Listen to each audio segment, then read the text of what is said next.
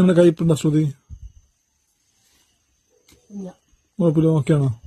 ഞാൻ കഴിക്കട്ടെ. ഫൈനൽ രാവിലത്തെ കഴിച്ചു തുടങ്ങി. എങ്ങനെയുണ്ട്? എനിക്ക് കയ്പുണ്ട്. ഞങ്ങൾക്ക് തോന്നും ഞാൻ കഴിച്ച പീസും കയ്പ് കൂടിയിട്ടാണോ ഞാൻ പറഞ്ഞ ചമ്മന്തിയോട് അഡ്ജസ്റ്റ് കഴിക്കാം. രാവിലെ ഒന്നും നിൽക്കാതെ പോയതല്ലേ, പിന്നെ ഇപ്പഴാണ് നമുക്ക് ഫുഡ് കഴിക്കുന്നത്. നാളെ ആവുമ്പോ എന്താവും അറിയാം, നോക്കാം. അപ്പൊ നമ്മൾ ഇവിടേക്ക് ബസ് സ്റ്റേഷനൊക്കെ റെഡിയാക്കി എങ്ങോട്ടും ഇവിടുന്ന് പോണത് ഫുൾ ടൈം ഇവിടെ അടഞ്ഞിരിക്കുമ്പോൾ ബുദ്ധിമുട്ട് കാരണമാണ് ഗൈസ്.